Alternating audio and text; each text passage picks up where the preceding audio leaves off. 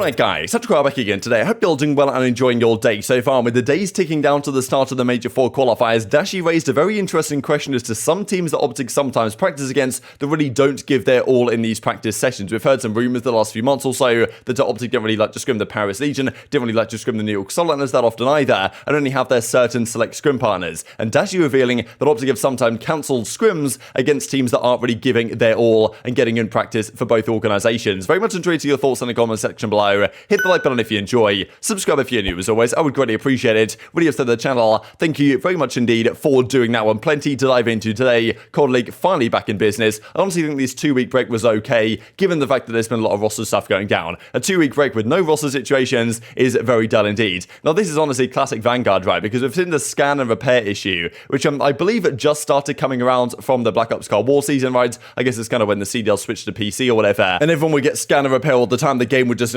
brick itself for seemingly no reason. Now, usually the players just get this individually. We would sometimes see it when the scan and repair issue would come through during like a CDL game. They'd have to restart it, you know, classic tragic stuff from the CDL production side, unfortunately for them, but it's not necessarily always their fault. It's, you know, the game itself at times. Now, for some reason yesterday, the entire game just did it, right? Everyone got scan and repair with the whole game, and as Clay says, everyone just got a universal scan and repair. So yeah, not exactly sure how that is possible. Some sort of dev error, including consoles as well. So, you know, it's classic stuff, I suppose, from Call of Duty Vanguards. Hopefully next year's title will be more polished, but not sure I have that much hope in that one, to be honest. Now let's talk about Rostermania stuff. Firstly, this from Nagafen, like we kind of saw recently. Nagafen, a legendary Call of Duty pro from especially the Jetpack era, let's just say. He wanted to get back into business. He's joining 705 Esports in the Challenger side, so we'll see if he kind of makes progress over the coming weeks as well. But one of the big dramas of the last couple of days has been with regard to the Challengers World Championship format. Now, Spinner Spence over from the league side says the following: stoked to see how some of these roster changes play out for the rest of the year. 8-team playoffs mean teams have to change something to try and secure that spot instead of coasting in. So, look, I certainly agree that it's good that we have in the CDL side, only 8 teams being at champs does make it way more interesting in terms of actually qualifying, right? But he does clarify here in the reply that he is talking specifically here about the CDL playoffs formats as opposed to, of course, the Challenger stuff. Now, maybe there's some optimism here looking at this tweet that maybe the potential of the Challengers format, which of course is also an 8-team playoffs, could potentially be changing as well, because we certainly know that the likes of, well, Center most certainly has been very vocal indeed about getting this format changed. He says here in the replies, for Pro League I understand, but when we have hundreds of Challenger teams all across the world, it makes absolutely no sense to only have champs 8 teams when only 2 NA attempts. That's kind of the big discussion in the last few days or so, that, okay, yes, you've got 12 teams in the CDL going to an 8-team playoffs, so that's perfectly fine. But when you've got hundreds of Challenger teams all across the world trying to make it pro, only having 8 teams with only 2 North American as it currently stands due to the global pro points ladder, which the North Americans get effectively biased against them because they have a more competitive region than Europe do, for example, and then also the last chance qualifier, one from each region. Like, the format is honestly just pretty terrible. And as Hicksy said, there's been radio silence since they announced the format. That's the interesting thing to me, is that the CDL and Spinner Spence here hasn't addressed this himself. I'm sure he wouldn't really expect to be doing that anyway, but the CDL has not come out with any sort of response to all the players and like pretty much the entire community in uproar about the Challengers format this year for the World Championship for it. Like, and as Doug says, I'll be addressing this both publicly on my YouTube and privately to the league. This is not okay. So Doug reaching out privately, going to do some public stuff as well on his YouTube channel, which I'm certainly waiting for to dive into. But I mean, yeah, Doug is obviously not going away without a fight. And as he says right here, now his petition has reached 2,000 signatures, over 2,000 signatures to change the Call of Duty Challenger Champs formats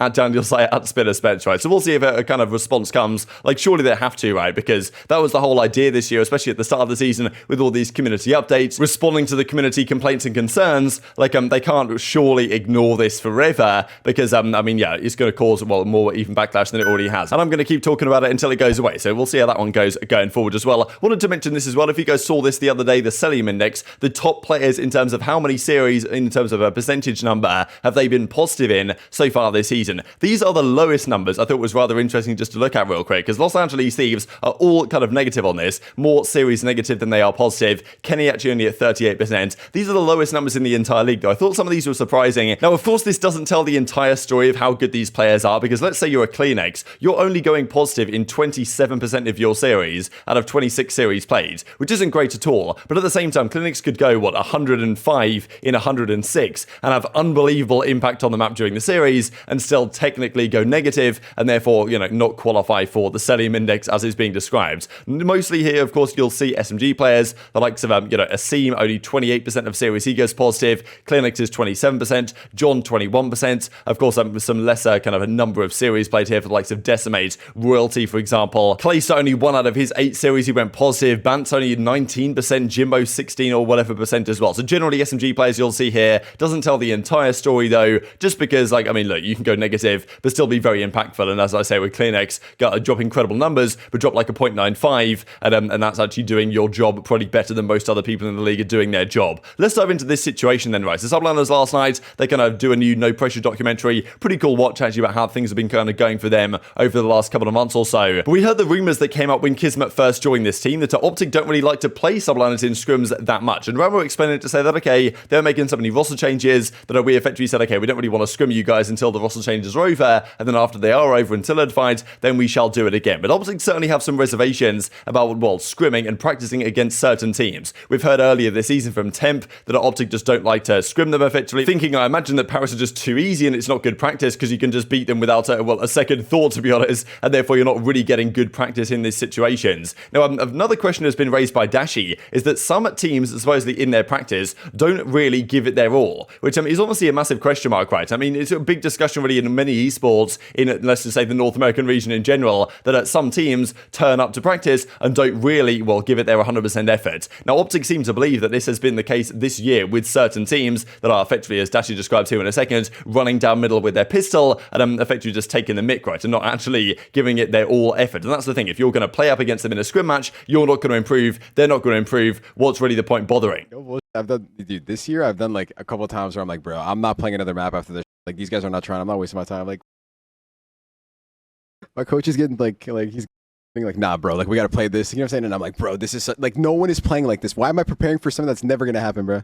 This guy's literally this guy's running down mid with his pistol out. Like, disrespect, like, not disrespect, like, just like literally like, I could tell how their comps sound like. They're all like laughing. I'm like, bro, I'm not playing this. Like, so it's tough to say exactly who Dashy is talking about here, whether he's talking about the Paris Legion or whether he's talking about other teams. But the thing is, they don't, I believe, scrim the Paris Legion, so I'd imagine he's talking about other teams as well. And then there's the thing, right? We kind of wonder how many players in this league, how many teams in this league are here for the paycheck. Like, you know, how much do they care about improving? Are these teams kind of satisfied with the decent placing? Or like, you know, how easily do these players kind of lose full and just kind of go through the motions of practice as opposed to winning? But I thought it was really good from Dashy in a way that, okay, look, if these teams are going to waste our time, we're not going to give them any advantage, right? Because look, if you're scrimming a team like Florida Mutineers, for example, and they start taking the mickey in practice, then, you know, obviously, like, Florida being a worse team than OpTic in theory, are just going to learn more from that situation than OpTic are, so they just chalk off the scrim and go again for another one, right? So pretty interesting, the fact that some of these players and some of these teams are doing this. It's a big talking point in Valorant rather often, that some teams just don't try and practice as much as they should do, and it does seem to be creeping into Call of Duty as well. So definitely tweet your thoughts on, like, you know, which teams do you think could be potential culprits for this one? Is it individual players at fault for this situation? Or is Dashy right to be like, okay, well, look, if these guys as a team are really just not making plays that they would make in a realistic matchup situation, then we're actually kind of only hurting ourselves, right? And that's kind of been a talking point from FNS actually on the OpTic Valorant team, that sometimes when they play other North American squads, the way they play in practice is so different to what they would ever do in a matchup. They're making stupid plays, they're challenging stuff for no reason, and then what it means is that if you're playing against that team, you're actually getting worse by playing them, right? Because you're practicing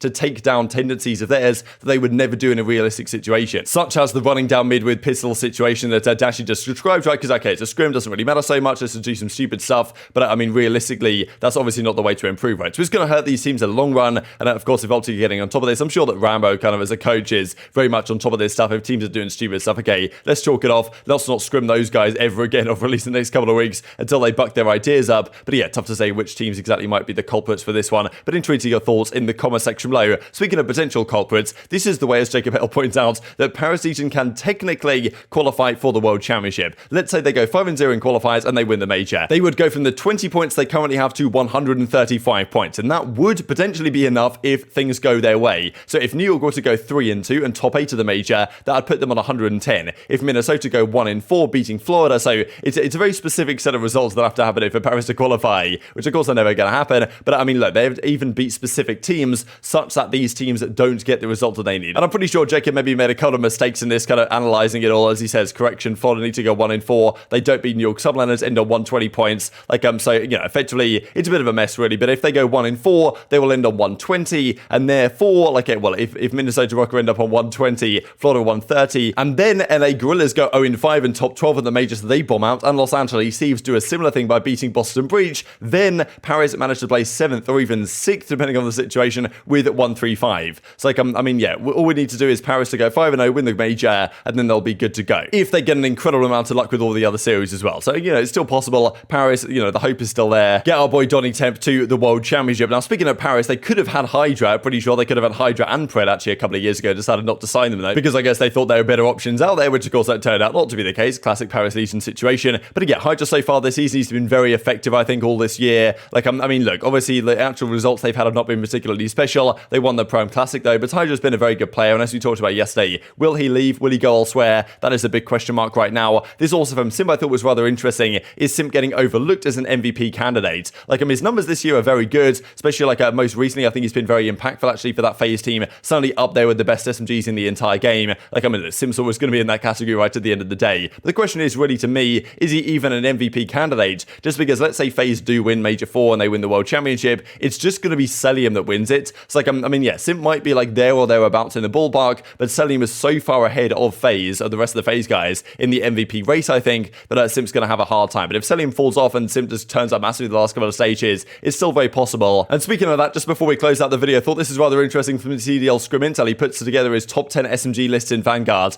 I think the top of this list is pretty good. The bottom, I'm not so convinced by. So we've got Shotzzy, Simp. I think this is probably the way I would go as well. Maybe I'd even put Pred above Simp right now, because I honestly think Pred's been frying, but maybe I'd just give it, I'm not really sure. These kind of very similar, actually, I think, in terms of where I'd put them right now. Scump, I think, if 4th is fair enough. I feel like putting him above either of these guys is probably overselling him a little bit. Just looking at OpTic's results, it seems kind of hard to justify having both of OpTic's SMGs in the top 3 here, but you guys might disagree. Mac is there or thereabouts. I'm not sure I'd quite have him 5th. I might have someone else here instead. Honestly, CleanX, I think, is getting heavily underrated here. CleanX, to me, is at least 6th or 5th on current form. Depends if you're going, like, you know, throughout the entire season. But to me, if I'm kind of saying, okay, right now, what do I think? CleanX is at least a top 5 SMG, I think, in the game. aBeZy is, like, probably about right in 6th, actually, just because I think that aBeZy, people have been underrating him a bit, just because he's still incredibly impactful to this team and played great at Major 3. Hydra is there or thereabouts. Awakening, I'd put a little bit lower. I think Hydra's probably better than Envoy as well right now. And Mac, I might have about, you know, 6th or 7th, but even then, I might be underrating him a little bit, because I think he's been very impactful this year. So I'd definitely change a few things around here, but generally, it gets the idea right. And to finish out with this as well, speaking of Scump, probably the name to appear on this list the most is, well, this one from Trident rather recently, the longest streaks in Call of Duty history. So the longest one, if you guys know, is Karma's 28 kill streak back on Yemen in Black Ops 2. FaZe, rest in peace, has a 19 streak. Dashy with an 18 streak in World War 2. Shocked as well with an 18 streak. So kind of crazy, like some of the numbers here. But we did have some crazy kill streaks back in the day. Felony, I'm pretty sure that was against OpTic in Black Ops 3. JCap with a 15 in Black Ops 2. Like, I have some good numbers here. But look at Scump, right? Look how many times that Scump appears on this list, at least on the lower side. Scump had 2 14s in Advanced Warfare, a 13 as well. He's had a 2 12s in Black Ops 3 and Black Ops 2. And like, well, plenty of other ones as well. Shotzzy actually with a 13 here in Vanguard. But that will do it for today. Very much intrigued to your thoughts on all this stuff in the comment section below. Hope you guys enjoyed the video. If you did enjoy it, hit on the like button. Tell us YouTube God, this is a good video. And I was like, you should see it as well. And I grow the competitive Call of Duty community. Thank you for watching as always. Take care of yourselves. And I will see you next time.